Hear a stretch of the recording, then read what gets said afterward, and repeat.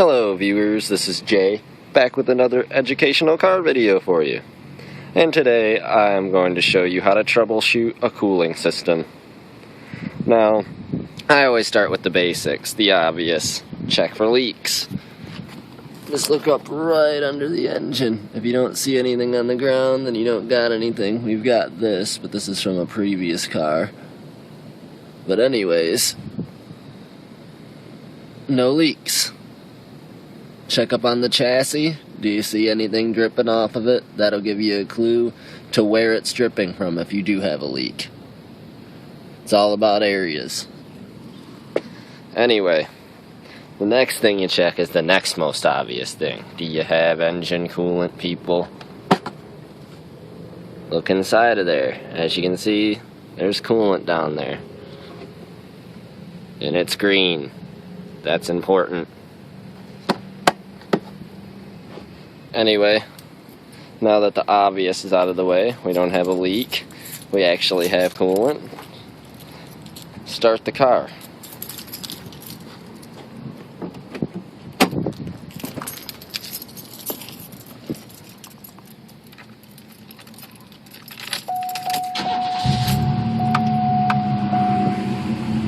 Now that the car is running, the next thing I do is check inside the radiator cap. Is it filled up all the way? And is it moving? As you can see, the coolant has gone down a little bit over here, but that's because the cap is off. It'll expand and come up. We got extra in the reservoir. And next thing you want to check is this frozen up, this spring. This spring heats up and allows for coolant to come in and out of here through this hose. If this is froze up, you will have overheating issues. Make sure you screw this cap all the way back on. If you don't, you will regret it. Well, not too much. You'll just be losing coolant all over the place.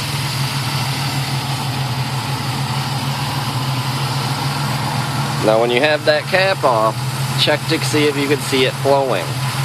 If you don't see the coolant moving and it's just kind of sitting inside of here, let's see. As you can see, you've got some movement in there. Now the coolant's bubbling up and you can see it's moving. If it's just sitting in there, the fins on your water pump are probably rusted or broken, and it's time for a water pump replacement. Next thing you do is find the upper radiator hose. If none of your problems lie in the things I just checked, feel this hose. If it's not hot or warm to the touch by the time this car is in operating temperature, then that thermostat needs to be replaced, which is right up under there inside of this housing. Then you want to check to see if your cooling fan's running. And we found the problem with this car. Now this car is not overheating, it just runs a little bit warm. Warmer than I would like. So our cooling fan isn't running. The next step would be to find out why it's not running, but I'll get to that in a later video. I'll touch on it here.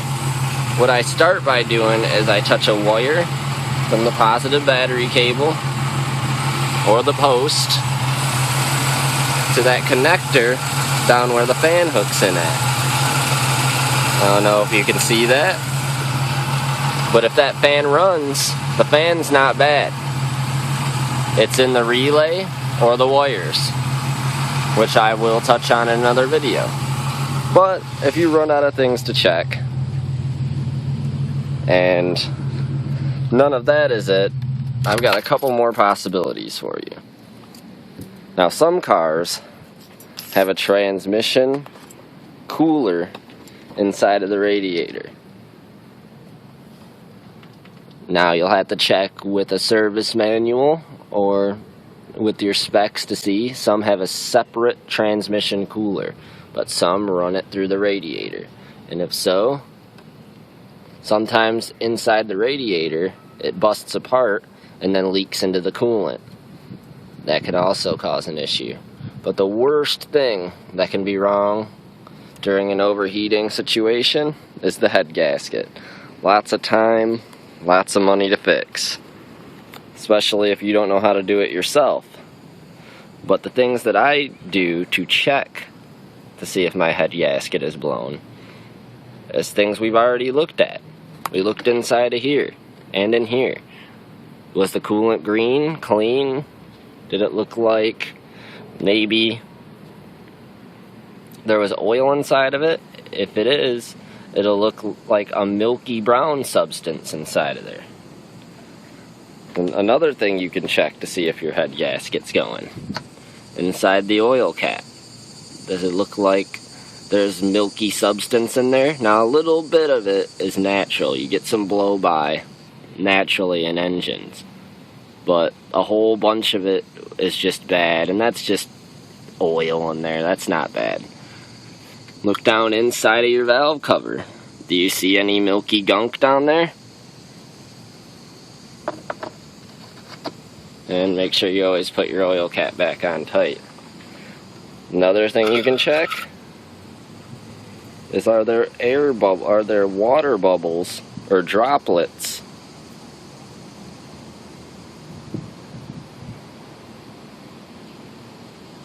and there's not.